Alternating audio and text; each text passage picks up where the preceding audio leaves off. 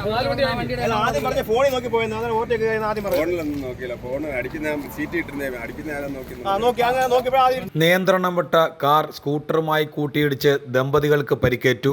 സ്കൂട്ടറിൽ ഇടിച്ച ശേഷം കാർ തുടർന്ന് ഒരു പിക്കപ്പിലും ചെന്നിടിച്ചു. അഞ്ചൽ പുനലൂർ റോഡിലാണ് സംഭവം. സ്കൂട്ടർ യാത്രക്കാരും ഏരൂർ സ്വദേശികളുമായ ദമ്പതികൾക്കാണ് പരിക്കേറ്റത്. അഞ്ചൽ പുനലൂർ റോഡിൽ ഗുരുമന്ദിരത്തിന് സമീപത്തായിരുന്നു അപകടം. പനച്ചിവിള സ്വദേശിയായ യുവാവ് ഓടിച്ച കാറാണ് അപകടത്തിൽപ്പെട്ടത്. അഞ്ചൽ പോലീസ് സ്ഥലത്തെത്തി മേൽ നടപടികൾ സ്വീകരിച്ചു.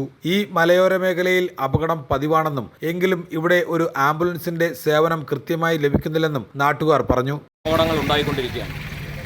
ഈ മലയോര ഹൈവേയിൽ ഉണ്ടാകുന്ന നിരന്തര അപകടങ്ങൾ പരിഹരിക്കുന്നതിന് അപകടമുണ്ടായി പലപ്പോഴും ഒരു ആംബുലൻസിൻ്റെ സൗകര്യം ലഭ്യമാണെങ്കിൽ പലരുടെയും ജീവൻ രക്ഷിക്കാൻ സാധിക്കുമെന്നിരിക്കെ ഈ 108 ആംബുലൻസിൻ്റെ സർവീസ് ഈ മേഖലയിൽ ഇല്ലാത്തത് ജനങ്ങളെ വളരെയധികം വലയ്ക്കുന്നുണ്ട്.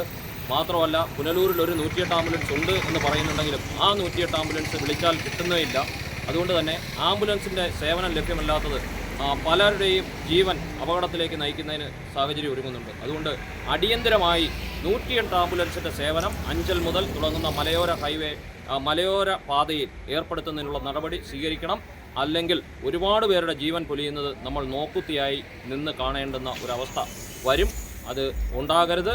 അടിയന്തരമായി 108 ആംബുലൻസിൻ്റെ സേവനം ഉണ്ടാകണം. ഇന്ന് ഒരു ആക്സിഡൻറ്റ് സംഭവിച്ചിട്ട് 15 മിനിറ്റോളം അദ്ദേഹത്തിൻ്റെ കൈ അറ്റുപോയിട്ട് അദ്ദേഹത്തിൻ്റെ കയ്യിൽ നിന്ന് ശരീരത്തിൽ നിന്നുള്ള രക്തം ധാരധാരയെ ഒലിച്ചു പോകുമ്പോഴും അത് നോക്കി നിൽക്കാൻ ആംബുലൻസ് വിളിച്ചിട്ട് 4 ആംബുലൻസ് വിളിച്ചിട്ടാണ് 20 മിനിറ്റ് കഴിഞ്ഞപ്പോൾ ഒരു ആംബുലൻസ് എത്തിച്ചേർന്നത് എന്നത് ഒരു വലിയ വിഷമമുണ്ടാക്കുന്ന കാര്യമാണ്. അതുകൊണ്ട് അടിയന്തരമായി 108 ആംബുലൻസിൻ്റെ സേവനം ഏർപ്പെടുത്താനുള്ള നടപടി സ്വീകരിക്കും.